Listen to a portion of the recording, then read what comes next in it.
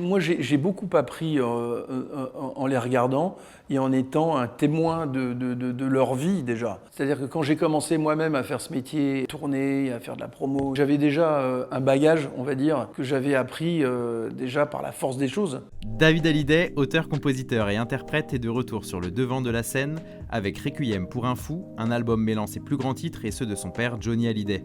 À cette occasion, il revient en privé avec nous sur la création de ce projet, sa relation avec ses parents et l'importance de sa famille dans sa vie. Bonjour David Hallyday. Bonjour. Merci d'avoir accepté cet entretien en privé avec nous. Pour commencer, comment est née l'idée d'un album réunissant vos propres titres et ceux de votre père ? Voilà, ça s'est fait sur quelques années. En fait, j'ai commencé à réécouter mes premiers albums, que je n'avais pas réécouté depuis longtemps. Certains des titres comme High, des chansons comme Oulala, tout ça avait un peu mal vieilli au niveau de la prod. Je me suis dit, bah, tiens, je vais m'amuser à les refaire et voir ce que ça donne. Mettre une claque un petit peu à ces titres-là et en faire des nouvelles versions. J'avoue que ça m'a bien amusé de le faire et j'ai continué à en faire un petit peu plus, à puiser dans mon répertoire. Et je me suis dit, pourquoi pas aller plus loin et plus de chansons de 100% et plus de mes titres.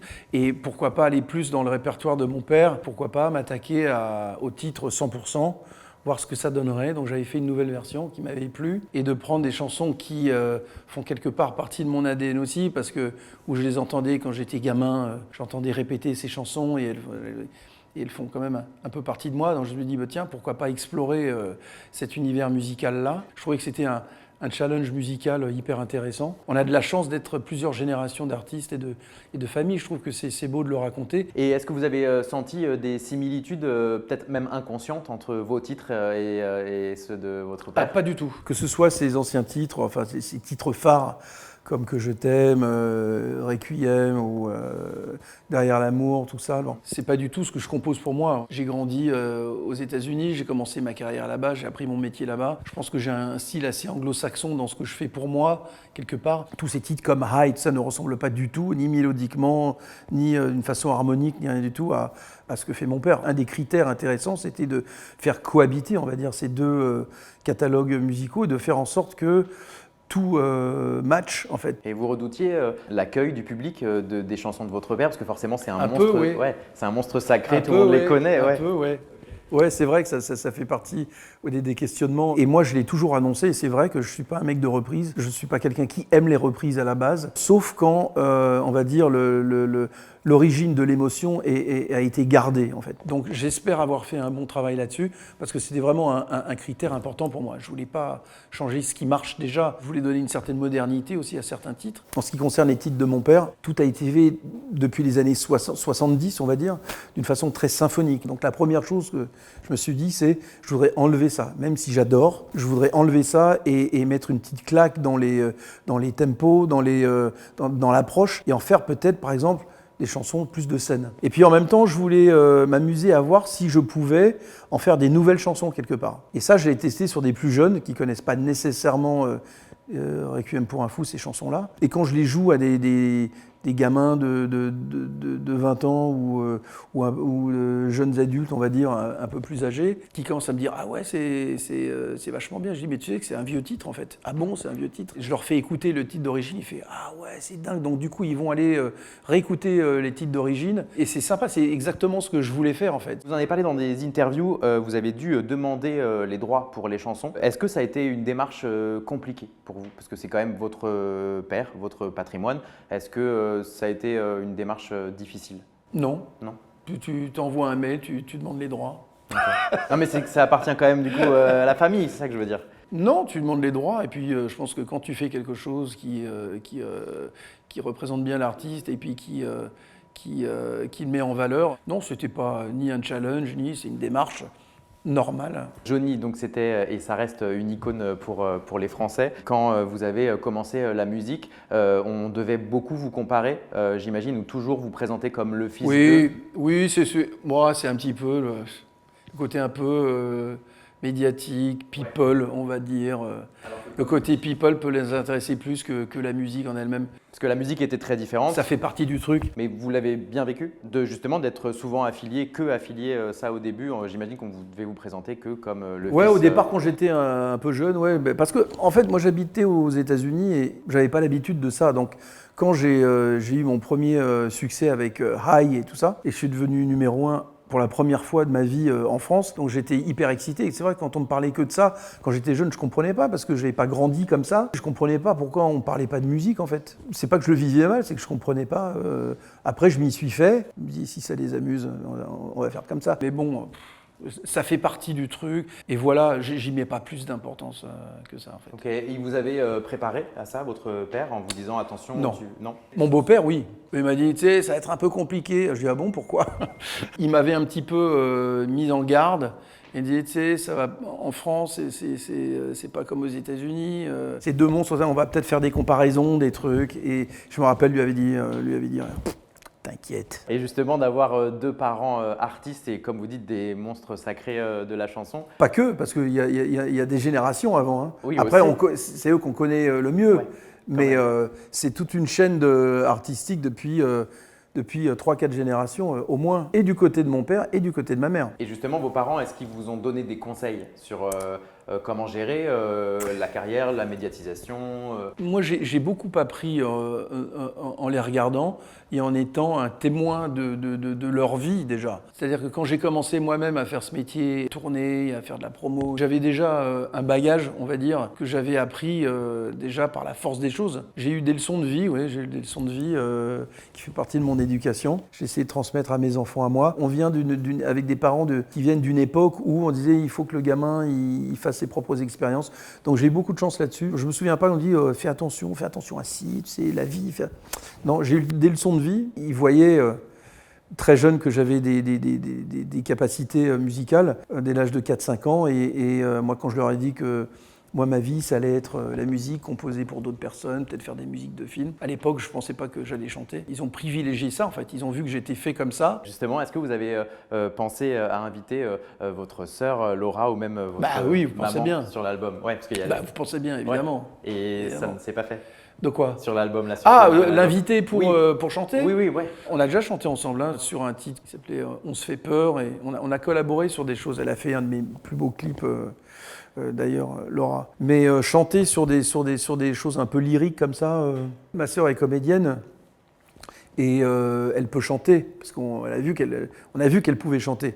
Mais chanter des chansons lyriques, ça demande autre chose, je pense. Mais sur Laura, par exemple, je pense que c'est une chanson qu'elle pourrait chanter avec moi. Mais j'y pense, mais je ne sais pas encore sous quelle forme. J'ai pas encore bien, mais j'aimerais beaucoup. Ouais. Sur un live, par exemple, j'aimerais bien qu'elle. Si elle se sent, la faire travailler là-dessus, mais ça serait génial, j'adorerais le faire. C'est une chanson qui est si proche d'elle, forcément, et à laquelle elle tient. Je pense que ça aurait un sens, qu'elle vienne, et moi j'aimerais beaucoup. Ouais. Et chanter Laura aujourd'hui, quand on est en studio et qu'on reprend cette chanson-là, qui donc est une chanson sur votre sœur que votre père a chantée, écrite par Goldman, ça doit être particulièrement émouvant d'être de l'autre côté quand même. C'est clair. De toute manière, si je commence à t'énumérer tout ce qui avait d'émouvant dans la construction de ce projet, on n'a pas fini. Ça a duré 2 ans à 2 ans et demi, donc c'était magnifique, douloureux parfois, mais intéressant, magnifique, constructif. C'est un amalgame de sentiments et qui ne s'explique pas en fait. C'est difficile de mettre des mots dessus, mais c'était absolument génial. Il y a ce paradoxe en disant ouf, j'ai terminé, je suis content d'avoir fini, mais je regrette aussi les moments de construction en studio où tu gamberges, je te dis tiens j'aimerais bien amener ce titre-là. Et justement, juste pour finir sur Laura, comment elle a réagi quand vous lui avez fait écouter la chanson, la nouvelle version? Elle était hyper émue et elle a écouté, elle n'était pas totalement terminée encore, mais elle voulait, fais-moi écouter. Et moi j'aime pas faire écouter quand c'est pas fini, c'est comme si on regarde un tableau qui n'est pas terminé, tu peux pas savourer un peu tous les trucs. Moi je dis mais écoute, laisse-moi finir, et puis ah non, laisse-moi écouter. Donc je lui ai fait d'écouter et elle a été hyper émue et donc forcément moi aussi parce que je ne peux que penser à elle en refaisant cette chanson. Et donc c'était important pour moi de la réussir aussi et qu'elle soit la première heureuse parce que c'est sa chanson en fait. Donc le titre 100% prend aujourd'hui la forme d'un duo.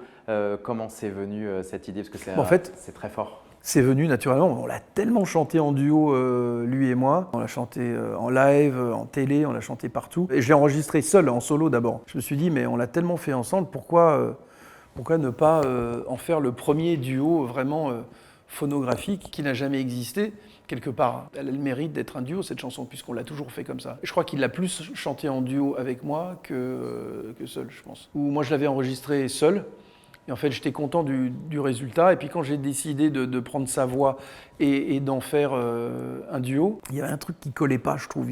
C'était la même prod, il y a un truc dans l'émotion de ma part que je ne trouvais pas en adéquation avec la sienne. Et ça, forcément, c'était du fait que je ne l'avais pas vraiment chanté avec lui. Parce que c'était un petit peu du rafistolage, un peu. J'avais pris sa voix, j'avais laissé la mienne d'avant. Bon. Et donc, c'est tout ce que j'ai fait. Et j'ai recommencé et j'ai chanté avec lui dans les oreilles. Comme on le faisait avant, j'étais obligé de faire ça parce que du coup, l'émotion, elle n'est plus du tout la même. Et je chante différemment, forcément, quand tu fais un duo. Et c'est pas comme si tu es tout seul. Il y a une autre émotion, tu vas chercher d'autres choses. Et donc, de l'entendre là, c'était d'abord quelque chose de très, très bizarre et très, très spécial. Et en même temps, ça m'a fait chanter d'une autre façon, finalement. Dans le clip, il y a votre fils, Cameron. Ouais. Qui a eu cette idée? C'est moi. Et c'était évident? Oui. Ouais. Ouais, encore une fois, c'était évident parce que, en fait, c'est la suite naturelle des choses, en fait. C'est une chanson qui parle de quoi? Qui parle de transmission aussi. Et forcément, la transmission naturelle se fait avec tes enfants. Donc, comme c'était une chanson entre mon père et moi, je ne pouvais pas mettre toutes mes filles et tout le monde. Il fallait repartir au départ. L'essence même de cette chanson, c'est un truc de mec. Quand je réfléchissais à qu'est-ce que je vais faire sur ce clip, qu'est-ce qu'on va faire, j'étais parti dans plein d'idées. Et finalement, je me dis, mais pourquoi est-ce qu'on ne retournerait pas, je veux dire, là où tout a commencé, en fait, dans cette salle de billard, où on y retourne aujourd'hui, où une salle un peu désaffectée, où plus personne ne joue, mais on y retourne et je ramène un élément qui est primordial à l'histoire de cette chanson, c'est mon fils, c'est la suite naturelle des choses, c'est dans ce clip 3 générations de notre famille réunies en un clip. Voilà, et ça c'est merveilleux, je trouve, et c'est ce que je voulais. Il n'y avait pas d'autre solution. Donc quand je lui ai demandé, bon, il a 19 ans, hein, quand je lui ai dit, il n'avait pas vu le clip d'origine. Je lui ai dit, écoute, regarde le clip d'origine, et voilà ce que je veux que tu fasses. Il a compris tout de suite, évidemment, le côté émotionnel, dire ouais, c'est génial, je suis tellement content de le faire, et c'est important pour toi et tout. Et je dis, mais ça devrait être important pour toi aussi. Donc il est arrivé sur le tournage, il était tellement ému, parce qu'il avait visionné le clip d'origine. Et là, il a compris. Il a fait, ah ouais, c'est fort, c'est vraiment fort. Donc c'était capital qu'il soit là, pour moi d'abord, et pour la chanson, pour mon père aussi. Qu'est-ce que votre père vous a laissé et que vous transmettez aujourd'hui dans l'éducation de vos enfants? Vous m'en avez parlé un tout petit peu tout à l'heure. Un peu la folie. Le respect aussi, mais c'est quelque chose que ma mère m'a transmis aussi. Le respect des autres, la tolérance, l'envie de partager, la curiosité, s'intéresser aux gens, de s'intéresser pas simplement à ce qu'on fait, mais de s'intéresser au monde, tout simplement. Tout ça font partie de ce que j'ai vécu et ce qu'on m'a enseigné. Dernière question, il y a une tournée qui débute en novembre. Oui. Plus de 100 dates. Qu'est-ce que vous préparez? À quoi on peut s'attendre? En fait, c'est un album que j'ai conçu pour la scène. C'est un album à part entière, mais si je devais sortir un album, l'album de la tournée, ça serait le même. Donc je l'ai conçu musicalement pour qu'il soit scénique, fort, on va dire cinématographique, théâtral, dans l'emballage, dans ce que ça représente pour moi. Et je voulais que ce concert et cette tournée fassent écho à toutes ces références-là. Donc je suis en train de le construire là en ce moment. Donc ça va être un gros show. Je vais raconter la suite de ce que j'ai commencé à raconter avec 100% avec lui. Et puis ces valeurs de transmission dans laquelle j'ai été élevé. Donc c'est toute cette histoire que je veux raconter. Non, ça va être super émouvant, j'ai hâte. Ça va être un truc sans jeu de mots, ça va être un truc de fou. Merci beaucoup. Merci. Merci. Super.